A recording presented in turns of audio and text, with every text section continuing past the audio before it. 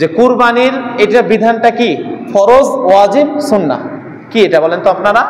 কুরবানি করা কি ওয়াজিব, কুরবানি করা কি ওয়াজিব। এটা হচ্ছে আমাদের ওয়াজিব বিধান। আমরা মুসলমানদের উপরে, আমাদের মুসলমানদের উপরে কুরবানি করা কি ওয়াজিব বিধান। তো এখন কার উপর ওয়াজিব হয় এটা তো আমাদের জানা একটা প্রশ্ন আসতে পারে। আমরা জানি হজ মানে যাদের মানে নেশাব পরিপূর্ণ থাকে, 52 ভরি চাঁদি অথবা 7.5 ভরি স্বর্ণ অথবা সম পরিমাণ টাকা টাকা থাকে, তাহলে তার উপর জাকাত, জাকাত ফরজ, হজ ফরজ, এটা আমরা জানি। তাহলে কুরবানির ক্ষেত্রেও সেম সমপরিমাণ জাকাত ফরজ। যেই সমপরিমাণ সম্পদ থাকলে জাকাত ফরজ হয়, সমপরিমাণ যদি সম্পদ থাকে কুরবানিও তার উপর ফরজ। তবে একটা ব্যতিক্রম আছে। ব্যতিক্রমটা কি? ব্যতিক্রমটা হলো এই, জাকাতের ক্ষেত্রে আপনার পূর্ণ 1টি বছর আপনাকে ওই সম্পদের মালিক থাকা লাগবে, তাই না? 1টি বছর যদি আপনি ওই সম্পদের মালিক না থাকেন, ওই সম্পদের উপর আপনার জাকাত আদায় করতে হবে? আপনার ওই সম্পদের উপর জাকাত আদায় করতে হবে না। কিন্তু কুরবানির ক্ষেত্রে, কুরবানির কয়দিন? ঈদুল আজহার কুরবানি জায়েজ আছে কয়দিন বলেন তো? আমরা এটা জানি না, বলেন। 3 দিন। হ্যাঁ, একটু যদি জানেন বলবেন, আমাকে বলতে ভালো লাগবে না, আপনার মাসালাগুলো বুঝতেছেন ভালো লাগবে। কয়দিন? 3 দিন। প্রথম দিন যদি আপনার সম্ভব না হয় দ্বিতীয় দিন, দ্বিতীয় দিন যদি সম্ভব না হয় তৃতীয় দিন, আর তৃতীয় দিনও যদি সম্ভব না হয় তাহলে তো আপনার উপর কুরবানি ওয়াজিব নয়। এখন মনে করেন আপনি এমন একটা কাজ করেন, এমন একটা ব্যবসা বাণিজ্য করেন যে হঠাৎ করে এমন টাকার আপনি মালিক হয়ে গেলেন যে টাকার মালিক হইলে যা আপনার উপর কুরবানি ওয়াজিব। মনে করেন ঈদের দিন প্রথম 10ই জিলহজে আপনি কি ধনাঢ্য হয়ে গেলেন, আপনার কাছে আল্লাহ পাক রব্বুল আলামিন টাকা দিয়ে দিয়েছে, তখন আপনার উপর কুরবানি ওয়াজিব। তখন আপনাকে ওই পরের দিন দ্বিতীয় দিন আপনাকে কি কুরবানি দিতে হবে। এমন দ্বিতীয় দিন, প্রথম দিন হতে পারলেন না, দ্বিতীয় দিন আপনি মালের মালিক হয়েছেন, তাও আপনাকে তারপরের দিন তৃতীয় দিনের দিন আপনাকে কুরবানি দেওয়া আপনার উপর ওয়াজিব। কুরবানি দেওয়া আপনার উপর কি ওয়াজিব। কিন্তু জাকাত পূর্ণ 1টি বছর, অর্থাৎ এক রমজান থেকে অপর রমজান পর্যন্ত আপনার কাছে ওই ক্যাশ টাকা থাকতে হবে। কিন্তু কুরবানির ক্ষেত্রে তার ব্যতিক্রম। এই 3 দিনের মধ্যেও যদি আপনি মালের মালিক হন তাও আপনার উপর কুরবানি ওয়াজিব। তো এটা আমরা বুঝতে পারছি কার উপর ওয়াজিব, কার উপর ওয়াজিব, বুঝে আসছে তো? এখন মনে করেন আমার সন্তান এই নিসাব সমপরিমাণ মালের মালিক, কিন্তু সে নাবালেগ, তার উপরে কুরবানি ওয়াজিব নয়। আমার মেয়ে নাবালেগ, সে হচ্ছে তার কাছে, তারও অ্যাকাউন্টে বা তার কাছে আমার সম্পদ আছে, আমি আমার সন্তানকে দিয়ে দিয়েছি, আমার মেয়েকে দিয়ে দিয়েছি, তাহলে সে তো মানে সম্পদের মালিক, কিন্তু সে নাবালেগ হওয়ার কারণে তার উপর কুরবানি কি নয়, ওয়াজিব নয়। তাহলে ধনাঢ্য ব্যক্তি হওয়া লাগবে, অর্থাৎ নেশাব পরিমাণ মালের মালিক হতে হবে, বালেগ হতে হবে। নাবালেগের জন্য কুরবানি ওয়াজিব নয়। সাথে হচ্ছে মন মস্তিষ্ক, অর্থাৎ মাথার ব্রেন ঠিক থাকা লাগবে। ওই যে পাগল হলে কুরবানি তার উপর ওয়াজিব নয়। অনেক দেখবেন মাথার সমস্যা কিন্তু অনেক টাকা পয়সার মালিক, তার উপরও কি নয়, কুরবানি ওয়াজিব নয়। তাহলে একত্র হচ্ছে নেশাব পরিমাণ মালের মালিক হওয়া, দুইতে হচ্ছে প্রাপ্ত বয়স্ক হওয়া, বালেগা হওয়া, 3 নাম্বার হচ্ছে কি হওয়া, মানে মাথার যে সেন্স এটা ঠিক থাকা, পাগলদের উপর কুরবানি ওয়াজিব নয়। চতুর্থ হচ্ছে মুসলিম হওয়া। অনেক বিধর্মী আছে যাদের উপর কি নয়, কুরবানি ওয়াজিব নয়। তাহলে মুসলমান হওয়া, প্রাপ্তবয়স্ক হওয়া, তারপর হচ্ছে বালেগ হওয়া এবং নিসাব পরিমাণ মালের মালিক হলেই ওর উপর কুরবানি ওয়াজিব। এটা আমরা বুঝলাম যাদের উপর কুরবানি ওয়াজিব। এখন কোন কোন পশু দ্বারা আমরা কুরবানি করব, কোন কোন পশু? প্রিয় উপস্থিতি, আমরা জানি হালাল পশু আমাদের কাছে অনেক আছে। যেমন মুরগি হালাল, হরিণের গোশত হালাল, গরু হালাল, ছাগল, তারপরে মহিষ, দুম্বা, এই সমস্ত উট, এই সমস্ত বস্তুগুলো তো আমাদের জন্য হালাল, তাই না? তার ভিতর সবগুলোই কি আমরা কুরবানি করতে পারবো না? কিছু কিছু গো আল্লাহ পাক রব্বুল আলামিন খাস করে দিয়েছে, রাসূল সাল্লাল্লাহু আলাইহি ওয়াসাল্লাম বলেছেন। তার ভিতরে গরু, মহিষ, গরু, মহিষ, ছাগল প্রতিটা ক্ষেত্রে কি নর নারী এটা বলতেছেন। একটা বললে আপনারা দ্বিতীয়টা বুঝে নেবেন যে যেটা বলতেছি তার বিপরীত। প্রত্যেকটি প্রশ্ন নর নারী আছে না, হ্যাঁ। তো গরু মানে ওর ভিতরে ছেলে মেয়ে, পুরুষ মহিলা যেটা মনে করেন আর কি। ছাগলের ক্ষেত্রেও পাঠা বলেন, পাঠা, তারপরে ছাগল, খাসি, আর হচ্ছে মাদি যেটা, সেটা আপনারা যেটা বলেন আর কি। তাহলে গরু গেল, মহিষ গেল, ছাগল, ভেড়া, দুম্বা এবং উট, এই ছয়টি বস্তু দ্বারা, এই 6টি জন্তু দ্বারা আমরা কুরবানি করতে পারবো। এখন আমি আর আপনি মনে করলাম যে হরিণ অনেক সুন্দর এবং গোস্ত অনেক সুস্বাদু, তাহলে আমি একটা বন্য অনেক টাকা ক্রয় করে একটা হরিণ কিনে আমি কুরবানি করি, সবচেয়ে দামি জিনিস, কুরবানি আমাদের আদায় হবে না। তারপরে মনে করেন যে আপনি অনেকগুলো মুরগি কুরবানি করতেছেন, সেটা কি আদায় হবে না। রাসূলুল্লাহ সাল্লাল্লাহু আলাইহি ওয়াসাল্লাম এই জন্তুগুলাকে বলেছেন, এই জন্তুগুলাকে আল্লাহর ওয়াস্তে, আল্লাহর রাহে কি করা লাগবে? কুরবানি করা লাগবে। তাহলে কুরবানির জন্তু আমরা জানলাম। এখন যে সমস্যাগুলো আমাদের হয়, কোন কোন খুঁতের কারণে, যে সমস্ত সমস্যার কারণে কুরবানি আদায় হবে না। গরুর শিং নাই বা শিং ভেঙে গেছে। গরুর কি ভাঙছে? শিং ভাঙছে। যদি শিংটা একবারে পুরোটাই ভেঙে যায়, অনেক সময় তো মারামারি করার কারণে পুরোটাই ভেঙে যায় না, অনেক সময় তো খোলটা উঠে চলে আসে। এই ভাঙার কারণে, এই শিং উঠার কারণে যদি গরুর অবশ্যই মাথার মগজের ভিতরে যে আঘাত পায়, এই জন্য শিং ভাঙা গরুর দ্বারা কুরবানি আদায় হবে না। এবং যদি কুরবানির পশু ন্যাংরা হয়, ন্যাংরা খোড়াইয়া হাঁটতেছে আগে থেকে, মনে করেন আপনি একটা কুরবানির পশু খুব তরুতাজা কিনে আনলেন ঈদের আগের দিন, হঠাৎ করে গাড়িতে উঠানামা করতে লেগে আপনার গরু দেখছেন পা ন্যাংড়াইতেছে বা হইতেছে, ওইটা ভিন্ন বিষয়। কিন্তু শুরুর থেকেই দেখতেছেন সে জন্মের পর থেকে তার এরকম সমস্যা, যে ন্যাংরা হাতে তার মানে এই সমস্যাটা আছে, সেক্ষেত্রে ওই পশু দ্বারাও কি হবে না? কুরবানি হবে না। তাহলে ন্যাংরা পশু দ্বারা কি কুরবানি হবে? শিং ভাঙা পশু দ্বারা কুরবানি হবে না। আবার অনেক গরুর দেখবেন, এই গরু বড় হতে হতে বয়স যখন বেশি যায়, গরুর শিং বাঁকাইতে মাথার দিকে ঢুকে যায় না? অনেক পশু কিন্তু এমন দেখা যায়। এই যখন মাথার দিকে ঠেকে গেছে, আপনি নিয়াত করেছেন আপনি একে কুরবানি দিবেন, কিন্তু মাথার মগজের সাথে চলে আসছে, এখন যত যাইতেছে তত ভিতরে ঢুকতেছে, বড় হইতেছে। এখন করণীয় কি? ওই সময়তে আপনি গরুর ওই শিংটা 1/3 অংশ কেটে দিবেন, অর্থাৎ গরু যেন কষ্ট না হয়, কষ্ট না হয়, যেন আগালটুকু আপনি কি করবেন? কাটবেন। এবং এই পশু দ্বারা যদি আপনি কুরবানি করতে চান, কুরবানি আদায় হবে। তাহলে যেটা আপনি কাটলেন সমস্যার কারণে, যে গরুর মাথার সমস্যা হচ্ছে, এ কারণে আপনি কাটলেন, তাহলে সেই পশু দ্বারা কি হবে? কুরবানি আদায় হবে। কিন্তু যদি শিং ভেঙে যায়, শিং উঠে যায়, সেই পশু দ্বারা কি কুরবানি হবে না? আপনারা একটু আমার সাথে বলিয়েন, কারণ হচ্ছে কেন বলবেন, দেখেন গত বছর কুরবানির মাসালা কিন্তু আলোচনা হয়েছিল, এই সমস্ত মাসালাগুলোই আলোচনা হয়েছিল।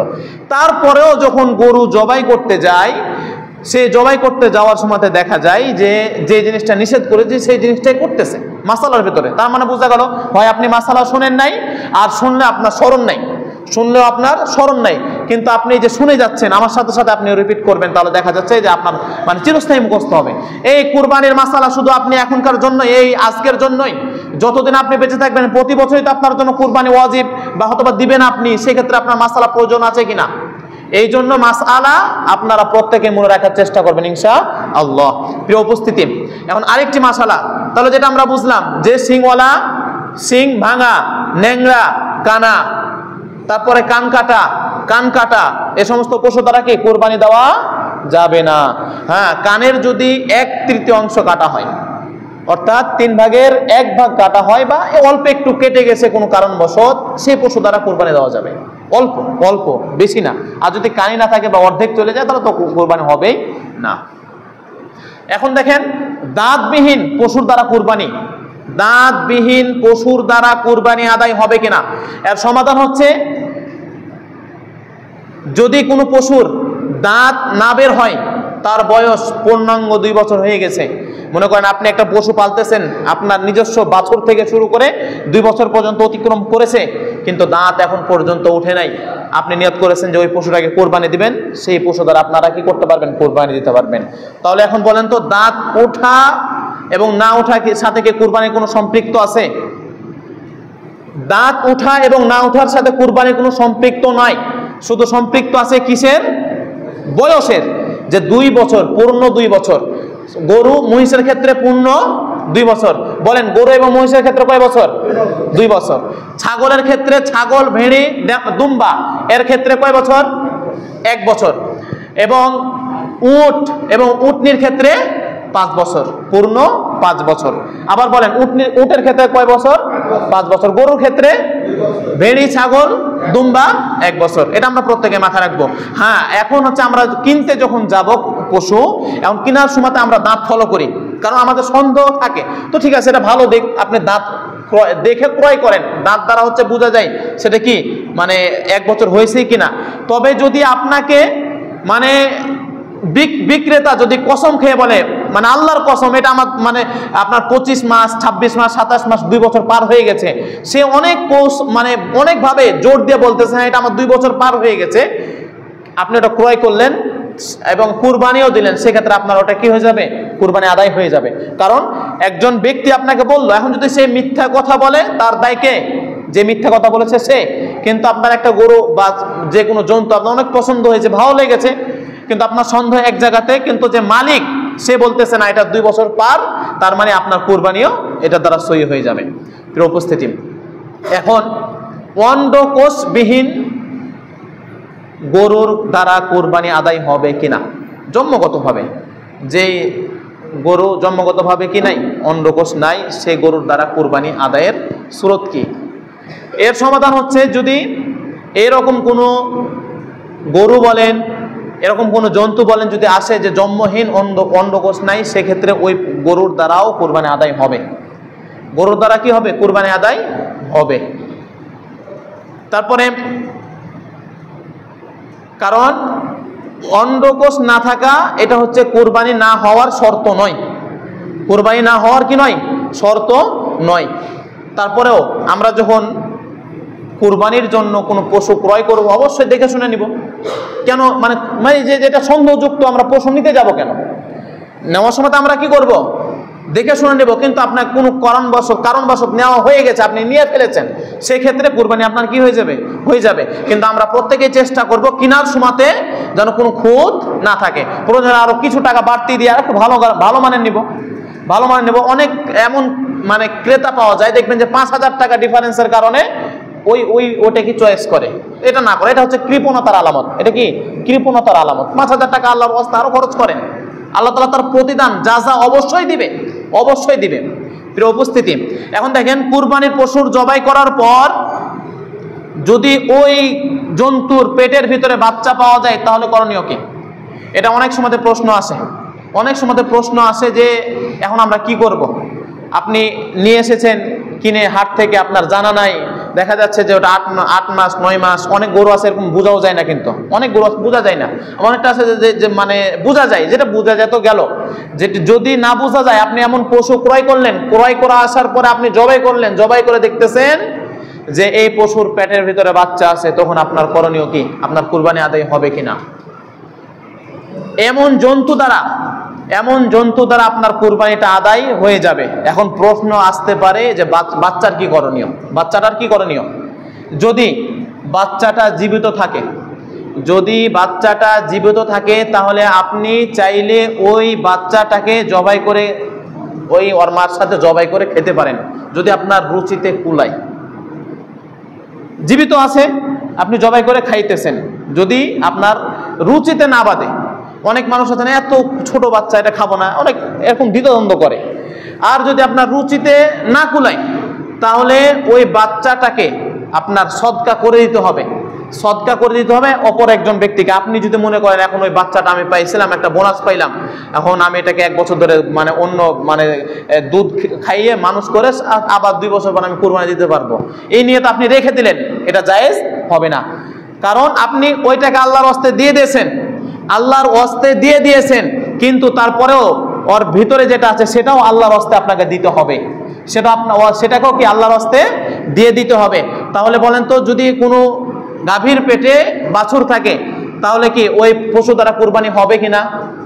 হয়ে যাবে। তবে কি একটা সমস্যা, যে বাছুর যদি মরা বের হয় তাহলে তো মরাই। অনেকেই বলেছে যে আপনি ওর মাকে জবাই করার কারণে তার বাচ্চাও কি হয়ে গেছে, জবাই হয়ে গেছে, এখন যদি মৃত বাচ্চা বের হয় চাইলে আপনি খেতে পারবেন। অনেকে এরকম ফতোয়া দিয়েছে এরকম। তো আমি এদিকে যাইতেছি না, এটা নিয়ে অনেক মতনক্ষ আছে। তো আপনি ওটাকে প্রয়োজন হলে আপনি কি করেন, পুঁতে ফেলেন। আর যদি জীবিত থাকে তাহলে আপনি তাকে জবাই করে হয় খান, অন্যথায় আপনি তাকে সদকা করে দিবেন। ওটা আপনি আপনার কাজে ব্যবহার করতে পারবেন না, যে পরের বার বা তার পরের বার আমি তাকে কুরবানি দিব বা তাকে বেচে আমি অনেক টাকার মালিক হব, সেটা করতে পারবেন না। এখন অনেক গরু ছাগল বাঞ্জা হয় না, যাদের বাছুর হয় না বা যাদের ছাগলের আর কোনো ছানা আসে না, এরকম পশু আছে না, এই সমস্ত পশু দ্বারা কুরবানি দেওয়া যাবে কিনা? এর সমাধান হচ্ছে হ্যাঁ, এই সমস্ত পশু দ্বারা কুরবানি দেওয়া যাবে, যার বাচ্চা হয় না, বাঞ্চা যে। প্রিয় উপস্থিতি, প্রত্যেকটি মাসালার দলিল আমার কাছে আছে, কিন্তু সংকীর্ণের কারণে, কারণ অনেকটা চলে গেছে, অনেকগুলো মাসালা বলতে হবে সংক্ষিপ্তর কারণে, যে অনেক কয়টা মানে হাওলা, যেমন নাকি কিতাবের নামগুলা বলি, ফতোয়ায়ে মাদানিয়া, তারপর হচ্ছে আদ-দুরহুল মুখতার কিতাবের নাম, তারপর হচ্ছে আপনার ফতোয়ায়ে শামী। এই সমস্ত কিতাব থেকে নিয়ে কিন্তু আমি মাসালাগুলো বলতেছি, এই সমস্ত কিতাব থেকে নিয়ে আমি মাসালাগুলো বলতেছি, অহেতুক আমি একটা মাসালা বলতেছি না। প্রিয় উপস্থিতি, তাহলে বুঝা গেল বাঞ্জা গরু দ্বারাও কি আছে, গরু বা ছাগল দ্বারা কি আছে, কুরবানি জায়েজ আছে। এখন জবাই করার সময় মনে করে যে সমস্ত আমি ত্রুটিহীন পশু কিনলাম, তারপরে আমি সব দিক দিয়ে শরীয়ত সম্মত একটা পশু কিনলাম, কেনার পরেই আমি কি করতে হবে, আমাকে তো জবাই করতে হবে।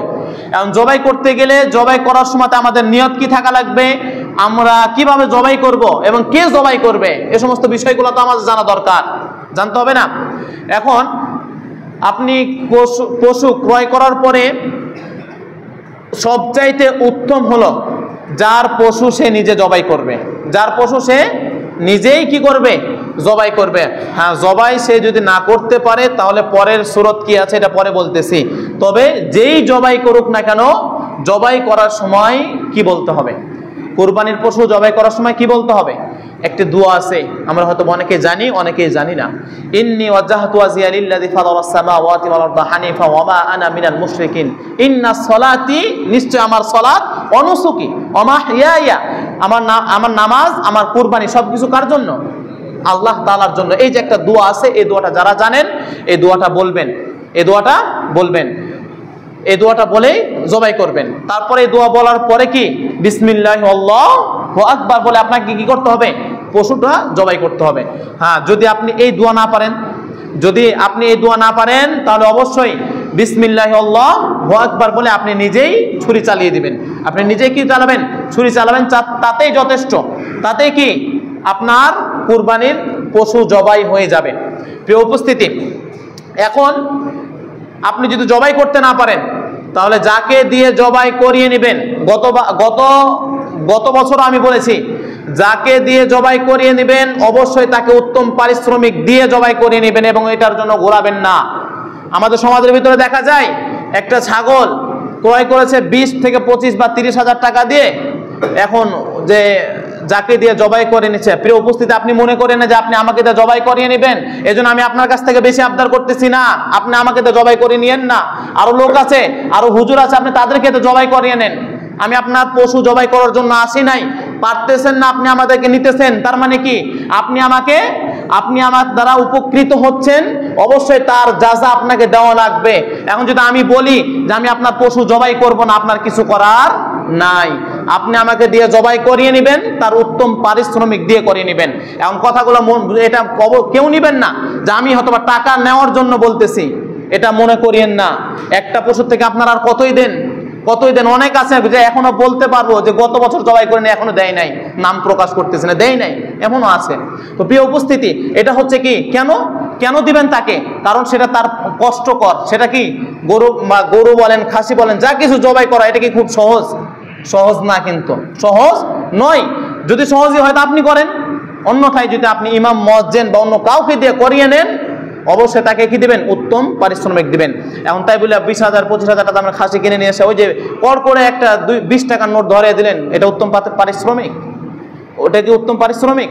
এটা হচ্ছে কৃপণতা করা, আর কিছু না। আপনি 1 লাখ, 1.5 লাখ, 2 লাখ টাকা দিয়ে গরু কিনে নিয়ে আসলেন, এখন আপনি 200 টাকার কর করে ঈদ উপলক্ষে কর করে ব্যাংক থেকে 200 টাকা কর করে নোট নিয়ে এসে ওটা ধরিয়ে দিতেছেন, এটা কি উত্তম পারিশ্রমিক? এটাও উত্তম পারিশ্রমিক না। আপনি খোঁজ নিয়ে দেখেন, এই দিন ঢাকার কসাইরা কত টাকা ইনকাম করে নিয়ে আসে, কত টাকা ইনকাম করে নিয়ে আসে, কত বড় বড় গরুকে তারা কাজ করে নিয়ে আসে, আর যে ব্যক্তি জবাই করে দেয় তাকে মাত্র 200 টাকা ধরে দেয়। এটা কৃপণতা না তো কি? এজন্য বলতেছি, আপনার পশু আপনি নিজে জবাই করুন, আপনার পশু আপনি নিজে জবাই করুন। যদি না পারেন, আপনি অবশ্যই উত্তম পারিশ্রমিক দিবেন। একটা গরু প্রতি অন্তত 400-500 দিবেন, একটা খাসি প্রতি 100-150 দিবেন। কৃপণতা কেন? একটা বার বছরে এটা দিলে কি আপনার টাকা বৃথা যাবে? বৃথা যাবে না, আপনার টাকা বৃথা যাবে না, বরঞ্চ সদকা করার সওয়াব পাচ্ছেন। সদকা করার কি পাচ্ছেন? সওয়াব পাবেন। তাহলে আল্লাহ তাআলা আমাদেরকে বুঝার তৌফিক দান করুক। এখন আরেকটি মাসালা, অর্থাৎ মাসালা বলতে বলতে 9 নম্বর আসছে। 9 নম্বর মাসালা হলো, কোনো ব্যক্তির জন্য পশু জবাই করা উত্তম। ও যেটা একসাথে বলে দিয়েছি যে নিজের পশু নিজে জবাই করাই উত্তম। তাহলে কোন ব্যক্তির জন্য পশু জবাই করা উত্তম? নিজের পশু নিজে জবাই করাই উত্তম। এখন যদি ওই পশুটাকে 2 জন মিলে জবাই করে, মনে করেন আমি বিসমিল্লাহ আল্লাহু আকবার বলে ছুরি চালাইলাম, এখন আমার পরে আরেকজন বলতেছে হচ্ছে না, দাও আমাকে দাও, আমাকে দাও, নিয়ে নিল। আমি ছোট মানুষ, আমার চাইতে বড় মানুষ একজন আছে, এই আমাকে দাও, পণ্ডিত থাকেন এরকম সমাজের ভেতরে, তো নিয়ে নিল। নেওয়ার সময় শুরু করলো ছুরি চালানো। এই যে 2 জন ব্যক্তি হলো না, প্রথমে আমি গেলাম, অর্ধেক বা কিছু হয়েছে, তারপর আরেকজন ব্যক্তি গেল।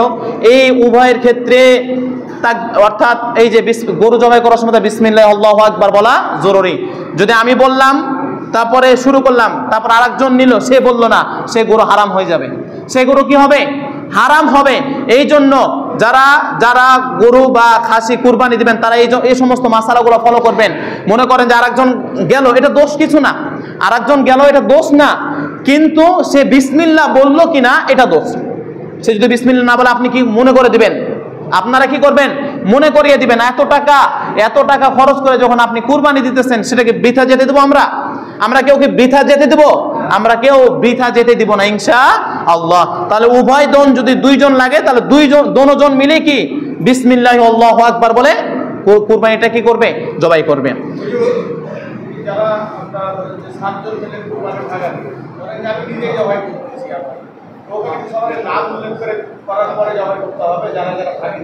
আচ্ছা, আসতেছে, ওই মাসালাও আছে। তাহলে এখন দেখেন, 11 নম্বর মাসালা হলো দ্রুত দম যাওয়ার জন্য যে আমরা গলার শ্বাসনালীর ভিতরে ছুরি চালাই না, এই যে এই মাসালাটাই গতবার বলেছি। এবং কুরবানির ময়দানে যাওয়ার সময় দেখা যায় যে আমি জবাই করলাম, একটু সময় লাগতেছে, এজন্য আরেকজন ছুরি নিয়ে শুরু করেছে ওই ভিতরে ছুরি চালানো। এটা সম্পূর্ণ হারাম। ওইটা হচ্ছে কি, গরু হত্যা হবে, জবাই হবে না। আপনারা যারা কুরবানি দিবেন, মাথার ভিতরে রাখেন, কসাই হোক, যেই হোক না কেন, আপনি জবাই করলেন বা হুজুর দিয়ে বা জাকিতে জবাই করিয়ে নিলেন, নেওয়ার পরে যতক্ষণ পর্যন্ত পুরোপুরি নিস্তেজ না হবে, ততক্ষণ পর্যন্ত ওই পশুর রগ কাটবেন না, ওই পশুর গলার ভিতরে আবার ছুরির আগাল ঢুকাবেন না। তবে ছুরির আগাল যদি ঢুকান, সেটা হারাম, সেটা কি জবাই হচ্ছে না, সেটা কি পশুকে মারা হইতেছে, জবাই করা হচ্ছে না। তবে যদি আপনি রগ কাটতেছেন, দ্রুত দম দেওয়ার জন্য রগগুলা কাটতেছেন, এটা গোস্তটা খাওয়া যাবে, এটাতে গোস্ত খাওয়া যাবে, তবে কি মাকরুহ, এটাও করিয়েন না। এটা হচ্ছে পশুর উপর কি করা? নির্যাতন করা। 1 ঘন্টা 1/2 ঘন্টা, এটা সময় বেশি না। 1 ঘন্টা 1/2 ঘন্টা কি না, সময়টা বেশি না। প্রিয় উপস্থিতি, অবশ্যই কথাগুলোর ভিতরে, মাসালাগুলোর ভিতরে কান দেন। আর এই ভুলগুলা যেন আপনার জন্তুর উপর না হয়, তাহলে আপনার কুরবানি বৃথা যাবে। এখন 13 নম্বর মাসালা, কুরবানিতে কতজন শরীক হবে? এই যে আমরা যে কুরবানি, গরু বলেন, উট বলেন, বড় বড় যেগুলো জন্তু আছে, সেগুলো যে আমরা শরীক একাই দিতে না পারে শরীকি ভাবে দিই, সেগুলো আমরা কতজন ভাবে শরীক হতে পারবো? এর সমাধান হলো, আমরা 1 থেকে নিয়ে 7-এর মধ্যে, 1 থেকে নিয়ে 7-এর ভিতরে আমরা সীমাবদ্ধ হব। তিরমিজি শরীফে এবং মুসলিম শরীফের ভিতরে স্পষ্ট হাদিস এবং সহিহ হাদিস, আল্লাহ রাসূল সাল্লাল্লাহু আলাইহি সাল্লাম বলেছেন যে তোমরা এককভাবে না পারলে 7 জন মিলে দাও। এখন কি 1 থেকে 7 জনই সীমাবদ্ধ? 7 জনই হতে হবে একটা গরুর প্রতি বা একটা উটের প্রতি? না, আপনি 1 জনও হতে পারেন, 2 জনও হতে পারেন, 3 জনও হতে পারেন, 4 জনও হতে পারেন, 5 জনও হতে পারেন, 6 জনও হতে পারেন, তাতে কোনো বাধ্যবাধকতা নাই। এবং জোড় সংখ্যা হওয়াও বাধ্যবাধকতা নাই, বিজোড় হওয়াও কোনো বাধ্যবাধকতা নাই। 1 থেকে 7-এর ভিতরে যে কয়জন হোক না কেন দিতে পারবেন। এখন মনে করেন আপনারা 7 বন্ধু মিলে একটা কুরবানির জন্তু, ভাই একটু পরে আলোচনা করেন, একটু পরে আলোচনা করেন। 1 থেকে নিয়ে 7 জনের মধ্যে আপনারা 7 বন্ধু মিলে একটা মানে কুরবানির পশু কিনলেন। কুরবানির পশু কেনার পরে এখন আপনারা আপনাদের ভিতর থেকে একজন বলল, ভাই আমার দ্বারা সম্ভব হচ্ছে না, এখন আমি কি করবো, আমি আর কুরবানি দিতে পারতেছি না। তাহলে আপনারা 6 জন হলেন না? এখন দেখেন 1 ভাগ চলে গেল, মানে 1 ভাগ বাকি থাকলো। 6 জন, আপনারা 6 বন্ধু আছেন, আরেকজন বাকি থাকলো। এখন কি করবেন? এটার দ্বারা 2টা স্রোত করতে পারেন। এক, ওই যে চলে গেল তার বদলে কাউকে ঢুকাইতে পারেন, কাউকে নিতে পারেন। আর যদি মনে করেন যে আমি কাউকে নিব না, তাহলে এই 7কে আমরা 6 দিয়ে ভাগ করে নেব।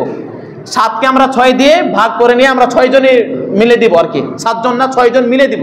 6 জন মিলে ভাগ হবে, 6 জন মিলে গোস্ত পাবেন, 6 জন মিলেই টাকা দিবেন সমানভাবে। যেটা 7 ভাগ হতো সেটা কয় ভাগ হবে? 6 ভাগ হবে। 5 ভাগের বেলায় সেটা 7 ভাগ হতো, সেটা 5 ভাগ হবে। 3-এর বেলায় সেটা 7 না হয়ে 3 হবে। বুঝাচ্ছে তো? আচ্ছা, মানে অনেকে বলে যে হুজুর জোড়ে দিব না বিজোড়ে দিব। এখন আমরা যে একজন ছিল একজন নাই, কি করব? এটা দ্বারা কি আমি একাই নিব বা অন্য কেউ কাউকে দিয়ে দেবো? বিষয়টা যদি কেউ নেয় তো নিল, যদি না নেয় আপনারা সবাই সমানভাবে ভাগ করে নেবেন। তারপরে হচ্ছে মৃত ব্যক্তির নামে কুরবানি করা। মনে করেন আপনার বাবা মারা গেছে, আপনি তার উপরে মানে আপনি তার নিয়তে কুরবানি করতে পারেন। যে আপনার বাবার নিয়তে, আপনি আপনার বাবাকে অনেক ভালোবাসেন, আপনি একটা গরু একাই কিনলেন, আপনার বাবা বলেন, দাদা বলেন, এমনকি আমাদের নবী সাল্লাল্লাহু আলাইহি ওয়াসাল্লামের নিয়ত করেন যে আমার নবীর জন্য আমি কুরবানি দিতেছি, সেও কুরবানিও জায়েজ আছে এবং সেটা অনেক উত্তম একটি ইবাদত, অনেক উত্তম ইবাদত। যে ব্যক্তি আমার নবীর নামে কি করে? কুরবানি করে, আমার নবীর নিয়তে কি করে? কুরবানি করে। তো যাদের সামর্থ্য আছে আমরা প্রত্যেকে তারা দেওয়ার চেষ্টা করবো আমার নবীর নিয়তে একটা। তারপর হচ্ছে আরেকটি মাসালা হলো কুরবানির গোশত কয় ভাগে ভাগ করতে হবে? কুরবানির গোশত কয় ভাগে ভাগ করতে হবে? কুরবানির গোশত ভাগ করতে হবে 3 ভাগে করতে পারেন, 2 ভাগও করতে পারেন, নাও করতে পারেন। তাহলে সূরত কয়টা? 3 ভাগও করতে পারেন, 2 ভাগও করতে পারেন, মানে অধাহতি, আবার নাও করতে পারেন। এটা আপনার ব্যক্তিগত ব্যাপার। হ্যাঁ, তবে আমরা মুমিন, আমরা কৃপণ নয়। আমরা মুমিন, আমরা কৃপণ নয়, কারণ আমরা নিজে খাবো, অপরকেও খাওয়াবো। তবে 3 ভাগ করা এটা মুস্তাহাব। 3 ভাগ করা কি? মুস্তাহাব। মনে করেন আপনি 1 ভাগ আপনার বাড়ির জন্য রাখলেন, আপনি আর 1 ভাগ আপনার আত্মীয় স্বজনকে দিলেন, আপনি আর 1 ভাগ গরিব মিসকিন বা সমাজের ভিতরে দিয়ে দিলেন। এই 3 ভাগ যেটা আমরা করে থাকি, আমাদের প্রচলিত যেটা হয়ে থাকে, এইটা করা হচ্ছে কি মুস্তাহাব। কিন্তু যদি এমন অনেক কাহিয়া থাকে না, আমি করেছি আমি দিব কেন, থাকে না এরকম কাহিয়া, এই কাহিয়াগুলো যদি সে করতে পারবে, তো এমনটা না করা, এমনটা কি করা না করা। কারণ দেখেন কত মানুষ এমন সমাজের ভিতরে আছে যে একটা বছর ধরে একবারও গরু গোশত বলেন, ছাগলের গোশত বলেন, চোখে মানে খাবার জন্য খাওয়ার নিয়ত দেখে নাই। ভুল ভবিষ্যৎ যদি পায়ে থাকে হয়তো বছরে 1বার 2বার, এরকম অধিকাংশ সমাজের ভিতরে এমন মানুষ। উপস্থিতি আর একটু সময় আপনাদের কাছ থেকে নেব, কারণ যেহেতু কুরবানির মাসাইল বলতে লিখে তো সময় যাচ্ছে। আপনারা যদি অনুমতি দেন সামনে আগাবো, না হলে এখানে শেষ করব। না, সামনে জুমা তো পাবো, তো মাসালা তো আছে অনেকগুলোই। আচ্ছা, আর 5টা মিনিট, 5 থেকে 7টা মিনিট ইনশাল্লাহ। তাহলে কুরবানির গোশত ভাগ করবো কয়টা? 3 ভাগ। 1 ভাগ নিজের জন্য, আর 1 ভাগ আত্মীয় স্বজনের জন্য, আর 1 ভাগ কি পাড়া প্রতিবেশী বা ফকির মিসকিনদের জন্য। এবং যদি আপনি অদাহদি করেন, অদাহদি করেও আপনি 1 ভাগ রাখলেন, আর বাকি ভাগগুলো আপনি আত্মীয় স্বজন পাড়া প্রতিবেশী যে কিছু বিতরণ করলেন, সেটাও আপনি পারবেন। এখন কুরবানির গোশতটা খাওয়া উত্তম কখন? কুরবানির গোশতটা খাওয়া উত্তম কখন? এখন দেখবেন যে আমরা অনেকে মনে করি যে কুরবানির গোশত মানে ঈদের, অনেক ব্যক্তি আছে এমন ঈদের সকালে, ঈদের দিন সকাল কিছু খায় না, ঈদের নামাজ পড়ে এসেই ওই বিস্কিট, সামাই, চিনি বা মানে যেগুলো থাকে আর কি, আংশিক যে সমস্ত নাস্তাগুলো আমাদের ঈদের দিন বানায়, এই সমস্ত খাবার খাই, এটাকে সুন্নাত মনে করে না। এটা সুন্নাত নয়। সবচাইতে উত্তম হলো আপনার ঈদের দিন সর্বপ্রথম আপনার পেটের ভিতরে যে খাবারটা যাবে সেটা হচ্ছে আপনি যে নিয়তে কুরবানি দিয়েছেন সেই কুরবানির গোশতটা। এই জন্য মনে করেন যে আপনি সকালবেলায় ঘুম থেকে উঠলেন, আমরা তো মানে পেট ভরে খেয়ে নিই, সেদিন রোজা রাখা জায়েজ আছে? ঈদের দিন রোজা রাখা জায়েজ নাই।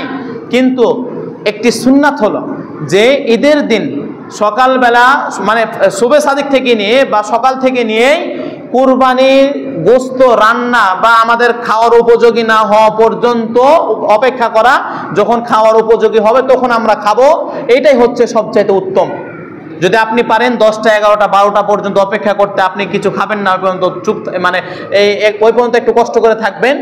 রাসূলুল্লাহ সাল্লাল্লাহু আলাইহি ওয়াসাল্লাম বলেছেন যে কুরবানির গোশত দ্বারা সর্বপ্রথম খাওয়া উত্তম।